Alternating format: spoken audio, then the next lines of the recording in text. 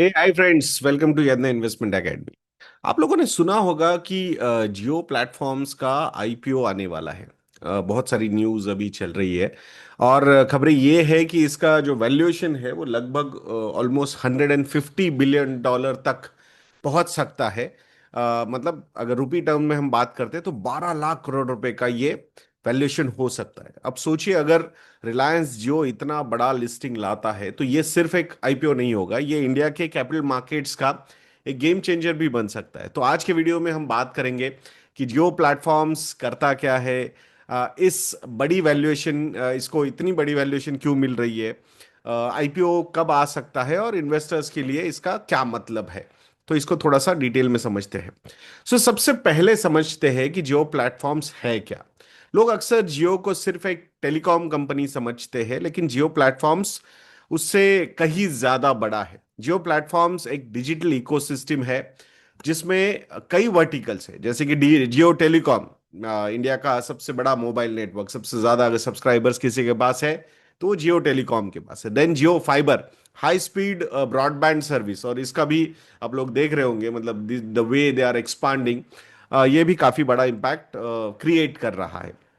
The next one is Jio TV and Jio cinema, जो content and entertainment पे जहां पे फोकस है, जो हमने रिसेंटली देखा कि कैसे हॉटस्टार को उन्होंने एक्वायर किया। जियो मार्ट ई कॉमर्स, अभी हमने रिसेंटली देखा कि कैसे क्विक कॉमर्स में भी जियो मार्ट की एग्रेसिव एंट्री हो रही है। दो वहां पे कुछ क्रिटिसिज्म भी चल रहा है, depending on the UI UX कैसा है उनके ऐप का and all those things. So let's see, अगर वो नहीं इंप्रूव होगा तो definitely there will be a problem.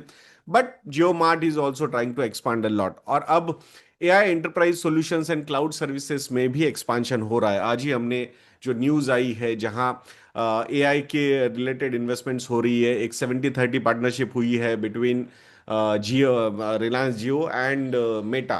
तो उसी तरीके से definitely it will be part of Jio platforms only. So मतलब जियो प्लेटफॉर्म्स एक डिजिटल सुपर ऐप की तरह ग्रो कर रहा है, जिसमें connectivity, content, commerce and cloud, ये सभी एक ही इकोसिस्टम में डेवलप होता हुआ हमें दिख रहा है। अब सबसे बड़ा सवाल यही है कि वैल्यूएशन 12 लाख करोड़ तक कैसे पहुंची या फिर पहुंच सकती है।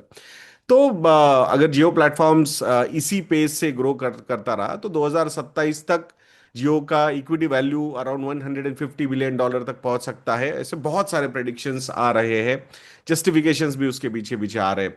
हमने I think, I hope all people must be remembering कि 2020 में बहुत सारी बड़ी जो कंपनीज है, जैसे कि फेसबुक हो, गूगल हो, उन्होंने जियो प्लेटफॉर्म्स में इन्वेस्ट किया था। और वो इन्वेस्टमेंट क्या वैल्यूएशन पे हुए थे? अराउंड 65 to 70 बिलियन डॉलर के। सो वो 2020 में हुए थे, जो कोविड के समय, I think, I feel, I you must be remembering that. तो वहां से लेके 2027 तक, तो उस हिसाब से अगर हम देखेंगे तो जो पोटेंशियल उनको लगा था, आई थिंक उसी पे खरा उतरता हुआ नजर आ रहा है। So from that point of view ये कोई बहुत बड़ा ग्रोथ नहीं है मार्केट कैपिटलाइजेशन के एंगल से।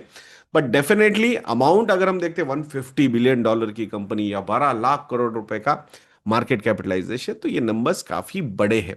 तो इस वैल्यूएशन के पीछे का लॉजिक क्या है उसको थोड़ा सा समझते हैं। तो उसके रीजंस क्या है? पहला रीजन जो है वो टेलीकॉम टैरिफ स्टेबलाइजेशन का है। इंडिया के टेलीकॉम सेक्टर में अब पहले जैसी प्राइस वॉर बिल्कुल नहीं दिख रही है। Everybody has agreed on one front कि भाई हमें अब प्रॉफिटेबल होना है। जो लॉस मेकिंग है, they are also trying to be profitable. जो डेट रीडन है वो भी अपनी डेट कम करना चाहते हैं by stopping this price war. Average revenue per user यानी एआरपीयू भी कंटिन्यूस बेसिस पे बढ़ रहा है, जिसकी वजह से प्रॉफिटेबिलिटी भी काफी अच्छी तरीके से इंप्रूव हो रही है। तो ये फर्स्ट रीजन रहा, telecom tariff stabilisation. Second reason क्या हो सकता है?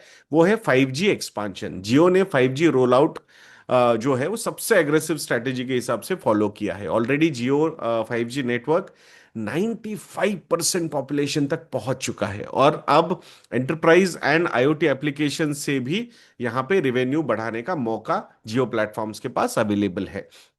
सो ये 5G एक्सपांशन या दूसरा रीजन है। तीसरा फैक्टर क्या है, वो है डाइवर्सिफिकेशन बियॉन्ड टेलीकॉम।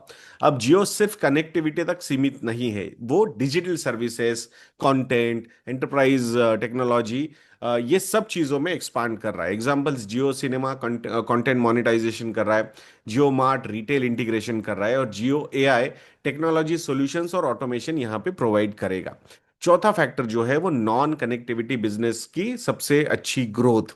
एस्टिमेट्स बताते हैं जियो प्लेटफॉर्म्स का नॉन कनेक्टिविटी बिजनेस, जैसे कि digital apps and enterprise services, अगले कुछ सालों तक ऑलमोस्ट 46 to 47% की CAGR पे ग्रो कर सकता है। So this is one more, मतलब सब इंजन में इंजन अगर आप बोलोगे तो ये उस तरीके से डेवलप हो रहा है। और आखिर में इनोवेशन पाइपलाइन, जियो अपने टेक स्टैक पर काम कर रहा है, जिसमें फिक्स्ड वायरलेस ब्रॉडबैंड और 6G पेटेंट्स पे अच्छा खासा काम हो रहा है। अगर ये टेक्नोलॉजीज कमर्शियलाइज हुई तो जियो दुनिया के, ये ध्यान से सुनिए दोस्तों, जियो दुनिया के 4 बिलियन अंडर कनेक्टेड यूजर्स को ब्रॉडबैंड पहुंचा सकता है। तो it is not only limited to India. अब इंडिया से बाहर, मतलब ये ग्रोथ पॉसिबिलिटीज जियो को नजर आ रही है। So that is a positive sign. अब फाइनेंशियल प्रोजेक्शंस के बारे में बात करते हैं। यहाँ पे भी इंप्रेसिव चीजें हो रही है। FY 25 से लेकर FY 20 तक जो एस्टिमेट्स है जियो प्लेटफॉर्म्स के एबिटा CAGR ग्रोथ के, वो अराउंड 18 से 20% के हैं।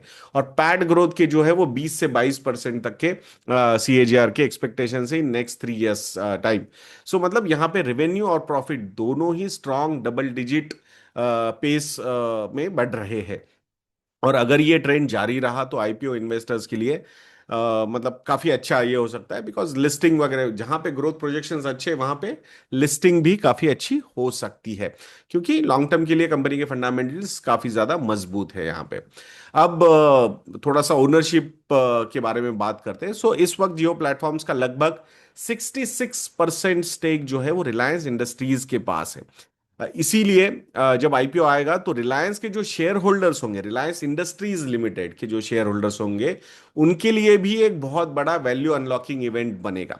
रिलायंस का कोर बिजनेस यानी ऑयल टू केमिकल्स का है, बट अब अच्छा खासा डाइवर्सिफिकेशन रिलायंस इंडस्ट्रीज कर रहा है, और कंज्यूमर टेक्नोलॉजी की तरफ इनका ये झुकाव जो है वो एक ग्रोथ विजिबिलिटी अर्निंग पोटेंशियल दिखा रहा है। सो जियो प्लेटफॉर्म्स एंड रिलायंस रिटेल अब ग्रुप के फ्यूचर ग्रोथ इंजन बन चुके हैं, और एक इंजन आने आने वाला है, वो है ग्रीन एनर्जी, क्लीन एनर्जी वाला।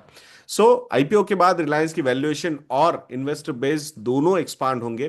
खासकर ग्लोबल टेक इन्वेस्टर्स के जो ग्लोबल टेक इन्वेस्टर्स ने जो इंटरेस्ट दिखाया है जियो प्लेटफॉर्म्स में, वो भी एक काफी इंटरेस्टिंग चीज है। अब अच्छी अच्छी बातें तो सारी हमने कर ली, बट कुछ कुछ रिस्क भी तो हो सकते हैं इसके साथ। तो उन रिस्क को, ये जो दूसरा पहलू है रिस्क का, उसको समझने की कोशिश करते हैं। सो पहला जो रिस्क है वो है टैरिफ हाइक्स स्लो हो सकते हैं। अगर कंपटीशन फिर से एक बार एग्रेसिव होता है, बाकी कंपनीज भी प्रॉफिटेबल बनती है, जिस तरीके से BSNL पे भी गवर्नमेंट का काम चल रहा है, क्या आगे जाके BSNL में वोडाफोन मर्ज होगा क्या, ये भी देखना इंपॉर्टेंट होगा, बिकॉज गवर्नमेंट का स्टेक काफी ज्यादा हो चुका है वहां पे। ये सारे फैक्टर्स देखने होंगे। तो अगर वैसा कुछ होता है, कंपटीशन एग्रेसिव होता है, तो डेफिनेटली टैरिफ हाइक्स वहां पे स्लो हो सकते हैं, and that will dent the profit growth number जो एक्सपेक्टेड है। दूसरा रिस्क है कैपिटल एक्सपेंडिचर लगातार बढ़ रहा है। 5G टेक्नोलॉजी हो या AI इंफ्रास्ट्रक्चर हो, तो यहाँ पे हेवी इन्वेस्टमेंट्स यानी कि हेवी कैपेक्स लगता है, और वो रेगुलर बेसिस पे लगता है। तो वो भी एक चीज जो है वो यहाँ पे प्ले हो सकती है। प्लस इंटरनेट के एंगल से अगर हम बात करते हैं कि फॉरेन कंपनीज का आना, जैसे कि इलॉन मस्क की जो कंपनी है वो इंडिया में अभी आती हुई नजर आ रही है हमें। ये सारा कंपटीशन भी थोड़ा बहुत मतलब और कैपेक्स का डिमांड कर सकता है। Regulatory environment, data privacy and AI policy से प्रॉफिटेबिलिटी पे असर पड़ सकता है। डेटा प्राइवेसी का जो एक थॉट है वो बहुत ज्यादा एग्रेसिवली मतलब उसका कॉन्शियसनेस एक्सपांड हो रहा है, और उस पर गवर्नमेंट्स भी एक्ट कर रहे हैं। So this particular thing, regulatory environment can change the a lot of things जो फ्रीली डेटा यूज करके, जो कंज्यूमर का डेटा है आप यूज करके you can sell a lot of things, but वहां पे अगर रेस्ट्रिक्शंस आते हैं तो definitely this will also have an impact on the revenue visibility and global macro risk. So dollar की वॉलेटिलिटी एंड टेक वैल्यूएशंस का valuations पे का सेंटिमेंट, इसका भी असर आईपीओ पे पड़ सकता है। मतलब रुपी का डेप्रिशिएट होना, या फिर जो टेक कंपनीज, जो एक यूफोरिया चल रहा है अभी यूएस में, वो यूफोरिया अगर कहीं ना कहीं कूल डाउन होता है, ठंडा होता है, या फिर वहां पे बेयर फेज आता है, तो डेफिनेटली सेंटिमेंटल निगेटिविटी इस आईपीओ पे भी उसकी आ सकती है। सो दोस्तों, जियो प्लेटफॉर्म्स का आईपीओ इंडिया के स्टॉक मार्केट के लिए एक माइलस्टोन साबित हो सकता है। एक तरफ रिलायंस इंडस्ट्रीज अपना डिजिटल फ्यूचर बना रहा है, और दूसरी तरफ इन्वेस्टर्स को मिल रहा है एक मौका जो AI enabled 5G driven India की ग्रोथ स्टोरी का हिस्सा बने। सो ये आईपीओ अगर लिस्ट होता है और इसका वैल्यूएशन सही में 148-150 बिलियन डॉलर तक जाता है, तो ये एशिया की सबसे वैल्यूएबल टेक लिस्टिंग हो सकती है। अब यही देखना है कि ये 2026 के फर्स्ट हाफ में आता है या सेकंड हाफ में आता है। सो आपको क्या लगता है कि जियो प्लेटफॉर्म्स का आईपीओ कैसा रहेगा? Will you invest in this Jio platform IPO? ये कमेंट सेक्शन में लिखना बिल्कुल मत भूलिएगा दोस्तों। एंड हैप्पी दिवाली, ये प्रोमो कोड अभी भी एक्टिव है। Highest ever discount of 65%, lowest ever price is available on our model portfolio, stockometer plus and fundometer plus. तो इन्वेस्टरनेट.इन को विजिट कीजिए एंड इस हैप्पी दिवाली प्रोमो कोड का लाभ उठाइए दोस्तों। तो नेक्स्ट वीडियो तक के लिए आज्ञा दीजिए दोस्तों। जय हिंद।